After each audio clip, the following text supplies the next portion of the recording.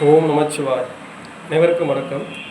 இந்த வாரம் பார்த்தீங்க அப்படின்னா நம்ம நோயோட தன்மை, நோய் எதனால் ஏற்படுகிறது, நோயோட காரணம் இதை பற்றி தெரிஞ்சுக்க போகிறோம். முதல்ல நோய் அப்படின்னா என்ன நம்ம தெரிஞ்சுக்குவோம். நோய் அப்படிங்கிறது ஒரு தொற்று. தொற்று எதனால் ஏற்படுகிறது அப்படின்னா, ஒரு தொற்று நம்ம ஒருத்தவங்கள்ட்ட ஒருத்தவங்கள்ட்ட அப்படிலாம் தொற்றுகள் அவங்களுக்கு பரவாது. நம்ம உடம்புல நம்ம மூலமாக தான் அந்த தொற்றுங்கிறது பரவுறது. இதான் உண்மை நிலவரம்.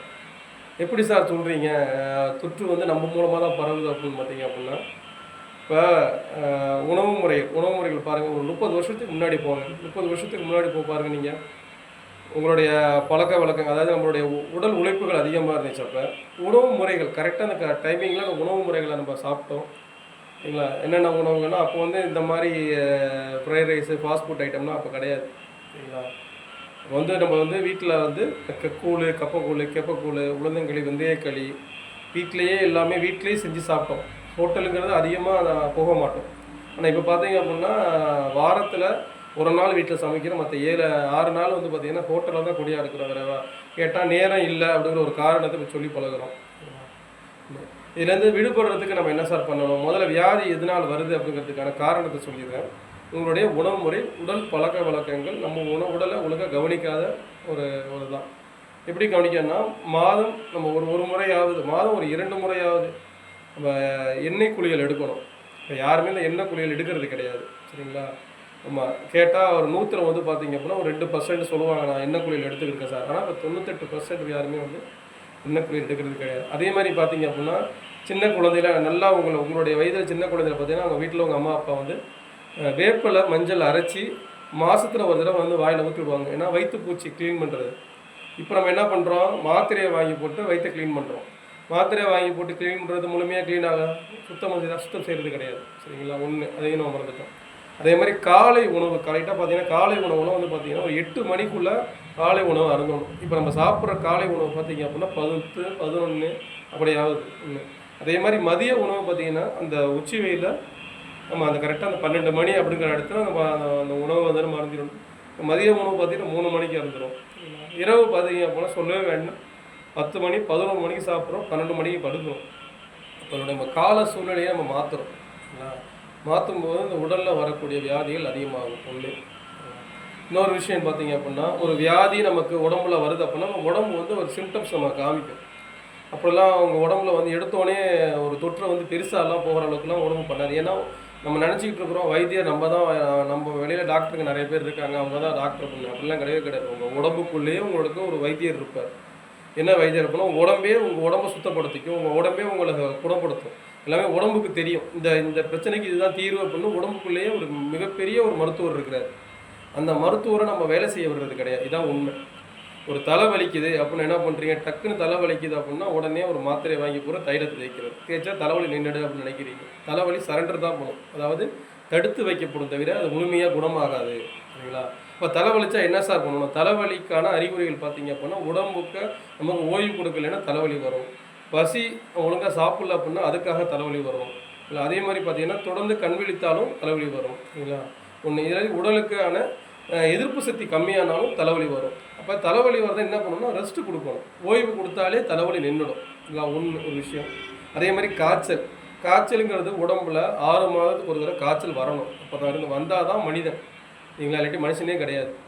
ஆனால் இப்போ பார்த்தீங்க அப்படின்னா நிறைய பேருக்கு மாதத்தில் ஒரு காய்ச்சல் வரும். என்ன காரணம் அப்படின்னா நிறைய ஆன்டிபயோட்டிக் போடுறது, இந்த மாதிரி விஷயம் தான் காய்ச்சல் வர்றது காரணம். ஆனால் காய்ச்சல் வர்றது உடம்புக்கு நல்லது. இந்த காய்ச்சல் வந்துச்சுன்னா அதுவே ஒரு 7 நாள் 3 நாளில் போயிடும்.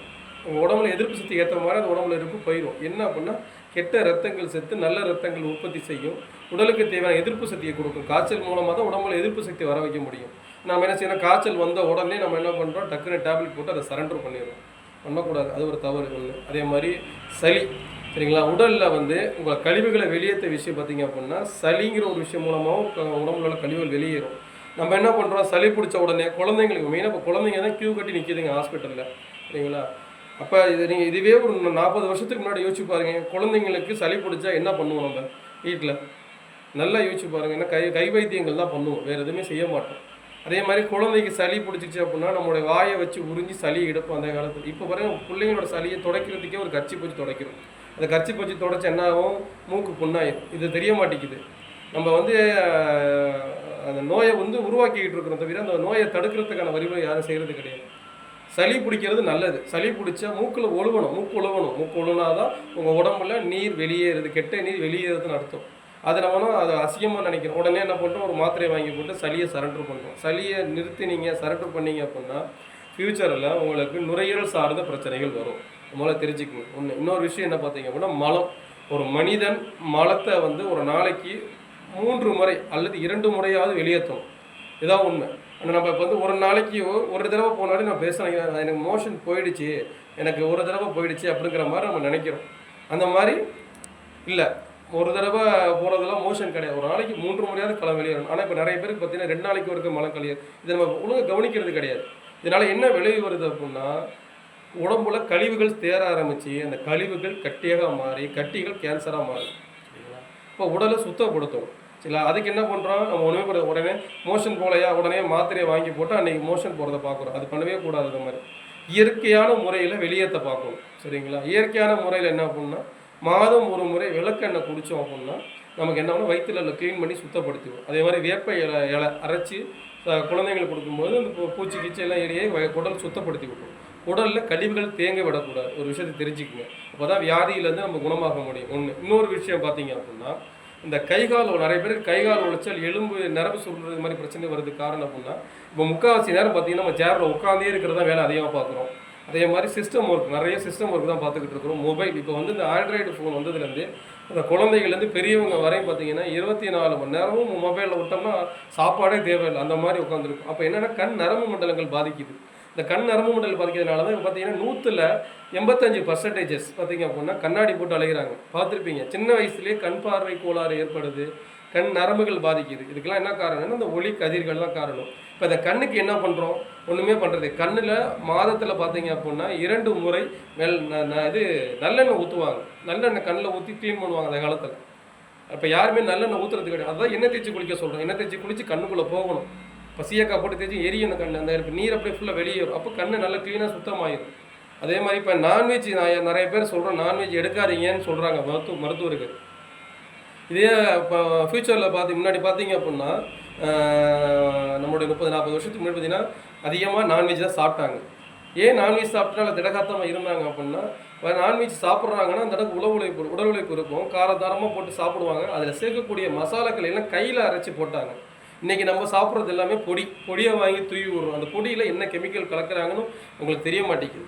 நான் வீட்டில் அரைச்சி யாருமே வந்து செய்கிறது கிடையாது ஒரு விஷயம். அதே மாதிரி பார்த்தீங்கன்னா இன்னொரு விஷயம் என்ன அப்படின்னா அந்த மாதிரி நான்வெஜ் சாப்பிட்டா உடனே வெத்தலை பாக்கோ இல்லை வெந்நீரோ அந்த காலத்தில் குடிச்சிருவாங்க. குடிக்கும்போது செரிமான தன்மை ஆகி செரிமானம் ஆகிட்டே ஃப்ரீ ஆகிடும். ஆனால் இப்போ நம்ம என்னென்னா வெத்தலை பாக்கு போட்டால் கெட்ட பழக்கம்னு சொல்லி வச்சுருக்காங்க. இது பெரிய தவறான ஒரு கருத்து. வெத்தலை பாக்கு போட வேணாம்னு சொல்லுவோம். வெத்தலை பாக்கில் புகையில வச்சு போடக்கூடாது. மற்றபடி வெத்தலைங்கிறது வந்து ஒரு உடம்புல வந்து ரத்த சுத்திகரிப்பான ஒரு மூலிகை. சரிங்களா?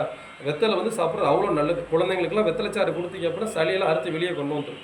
அப்போ நம்ம இது எதுவுமே செய்யாமல் வியாதி வந்துருச்சு தான் நினைக்கிறோம். சரிங்களா? வியாதியோட மூலதனத்தை உருவாக்குறதே நம்ம தான். சரிங்களா? அப்போ இதை கண்ட்ரோல் பண்ணுறதுக்கு என்ன வழிமுறைகள் அப்படிங்கிற நம்ம தெரிஞ்சுக்கணும். சரிங்களா? அப்போ தான் நம்ம அடுத்த பிரச்சனைகள் இனிமேல் வரும் சந்ததிகளுக்கு ஹாஸ்பிட்டலில் போய் அதிகமாக செலவு பண்ணக்கூடாது அப்படிங்கிற ஒரு யோசனை வரும். முதல்ல பிள்ளைங்களுக்கு மூலிகைகளை பற்றி சொல்லி கொடுங்க. நான் எடுத்தோடனே ஒரு தலைவலிச்சாலோ இது வந்தாலும் உடனே போய் நேராக ஹாஸ்பிட்டலில் காமிச்சு என்னங்கிற தீர்வெல்லாம் இது பண்ணாதீங்க. வயிற்று வலிக்குதுன்னா என்ன காரணம், சூட்டுனால என்ன வலி அப்படின்னா எண்ணெய் தேய்ச்சி விடுங்க. எண்ணெய் குடிக்க சொல்லுங்கள். பொம்பளை பிள்ளைங்க தண்ணி இப்போ மெயினாக இப்போ நான் பொதுவாக எல்லாருக்கும் சொல்கிற விஷயம் என்னென்னா தண்ணிங்கிற ஒரு விஷயத்தை யாருமே குடிக்கிறது கிடையாது. அது நம்ம தண்ணி குடிக்கிறது நம்ம பெரிய விஷயம் மாதிரி நினச்சிக்கிட்டு இருக்கிறீங்க. ஒரு நாளைக்கு குறைஞ்சது ஒரு 4லேருந்து 5 லிட்டர் தண்ணி குடிக்கணும்னு சொல்லியிருக்கிறோம். யாராவது ஒரு டிரைவருங்க யாருமே முடிஞ்சு போனால் ஒரு 2 லிட்டர் தண்ணி குடிக்கிறோம், அவ்வளோதான். இந்த நீர்ச்சத்து குறைபாடு உடம்புல இல்லை அப்படின்னா நரம்பியல் பிரச்சனை வரும். இன்றைக்கி வந்து உப்பு நீர் பிரச்சனை மூலதனமே பார்த்தீங்கன்னா என்கிட்ட வர கேஸில் அதிகமாக கேஸ் உப்பு நீர் பிரச்சனை. சரிங்களா?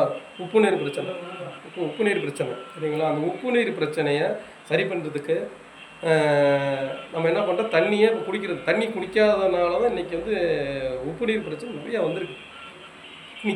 கிட்னி கெட்டு போச்சு. அப்புறம் சின்ன குழந்தைங்களுக்குலாம் கிட்னி ஃபெயிலியர் கேஸ் வருது. இப்போ என்னென்னா நீர் ரொம்ப முக்கியம். நீரில் பார்த்தீங்க அப்படின்னா நம்ம குடிக்க நீர் நேராக மலையிலேருந்து அந்த மழை தண்ணி வருது பார்த்தீங்கன்னா அந்த நீர் குடிக்கலாம். உடம்புக்கு சுத்தமான நீர். அதே மாதிரி டைரெக்டாக குழாய் மூலமாக எடுக்கக்கூடிய நீர் எடுக்கலாம். அதே மாதிரி குளத்து நீர் குடிக்கலாம். நம்ம என்ன சொல்லணும், ஆரோங்கிற வாட்டரை குடிக்கணும். அந்த ஆரோ வாட்டர்னால இந்த சத்துக்கள் எல்லாம் போய் முக்கால்வாசி பேர் இந்த ஆரோ வாட்டர் குடிக்கிறதுனால தான் இன்றைக்கி பார்த்திங்கன்னா 96% வந்து கிட்னி ஃபெயிலியர் கேஸ் வருது. நிறைய பேர் நீங்கள் பார்த்துருப்பீங்க, எனக்கு கிட்னி கெட்டு போச்சு அப்படின்னு சொல்லுவாங்க. இதுக்கெல்லாம் மூலதனம் என்ன அப்படின்னா தண்ணீர். இப்போ தண்ணீரை நம்ம என்ன பண்ணணும், நேரடியாக குடிக்கணும். அப்படி நேரடியாக உங்களுக்கு அது சுத்தமாக இல்லை அப்படிங்கிற பட்சத்தில் சூடு பண்ணி ஆற வைத்து அதை நம்ம குடிக்கலாம். சரிங்களா? தண்ணிங்கிறது ஒரு பொதுவானது. தண்ணி ஒரு நாளைக்கு ஒரு 4லேருந்து 5 லிட்டர் குடிக்கணும். அப்படி குடித்தாதான் இந்த கிட்னி சார்ந்த பிரச்சனைகள் வராது. ஒன்று. அதே மாதிரி தூக்கமின்மை பிரச்சனை அப்படின்னா தூக்கமின்மை பிரச்சனைக்கான மூலதனமே மன அழுத்தம் தான். மன அழுத்தம் எதனால் ஏற்படுகிறது முதல்ல பார்க்கணும். மன அழுத்தம்னா என்னென்னா ஒரு சின்ன விஷயம், ஒரு பிரச்சனை, அந்த பிரச்சனையை நம்ம திருப்பி ரிப்பீட்டடாக நம்ம புலம்பும் போது அந்த பிரச்சனைகள் ஏற்படுகிறது. அதனால் முடிந்த அளவுக்கு மன அழுத்தத்தை கட்டுப்படுத்துறதுக்கு என்ன பண்ணணும் அப்படின்னா தியான முறையை ஃபாலோ பண்ணணும். மெடிடேஷன் பண்ணுங்கள். சரிங்களா? முதல்ல சிரிச்சுனால கலகலன்னு பேசுங்க. நிறைய பேர்கிட்ட பேசுங்க. மன விட்டு பேசணும். பேசினாதான் அந்த மன அழுத்தம் கண்ட்ரோல் ஆகும். ஓகேவா? இதுக்கு அடுத்ததாக நான் ஒவ்வொரு பிரச்சனைக்கான காரண வீடியோக்கெல்லாம் வரும் வீடியோத்தில் நான் போடுறேன். தொடர்ந்து வீடியோவை பாருங்கள். சரிங்களா? இயற்கை வாழ்வியல் முறையை கடைபிடிப்போம். நன்றி, வணக்கம். காரைக்குடிலேருந்து கார்த்திக் பேசுகிறேன். இது வெயிகோஸ் கம்ப்ளைண்ட்காண்டி வந்தேண்ணா. ரொம்ப நேரமாக பூக்கடையில் கால் நிற்பேண்ணா. நின்றதோட கால் நரம்புலாம் சுருண்டுருச்சு. இன்னும் சுருண்டோட எனக்கு கையெல்லாம் வேலை செய்யாமல் இருந்ததோட இப்போ சில நண்பர்கள்லாம் சொன்னாங்க, செஞ்சேரி மருத்துவமனைக்கு போடா, கோயிலுக்கு போடான்னு. அதோட கூட்டிகிட்டு போய் இப்போ மருந்து போட்டேன். 3 மாதம் ஆச்சு. 3 மாதம் ட்ரீட்மெண்ட் எடுக்க சொன்னாங்க. எடுத்தேன். இப்போ ஓரளவு ஆயிடுச்சு. இப்போ நல்லா காலில் நல்லா வேலை அந்த ஒரு இது இல்லை, வலி இல்லை. கை கால் தான் வேலை செய்யாமல் தான் இருந்துச்சு. வேலை செய்யாமல் இருந்ததோட இப்போ எனக்கு நல்லா ஸ்பீடாக இருக்குது. இப்போ கால் அடுத்து ஒரு என்னென்னா எங்கேயோ ட்ரீட்மெண்ட் எடுத்தேன்னா எல்லாம் செட் ஆகலை எனக்கு. இப்போ இங்கே வந்து எனக்கு குணமாகிடுச்சு. அதனால் ஒரு செம்ம அமௌண்ட்டு எனக்கு எப்படி சொல்கிறேன்னு தெரியல. அவ்வளோ சந்தோஷமாக இருக்குது. சரி, ஓகே சார். Thank you sir.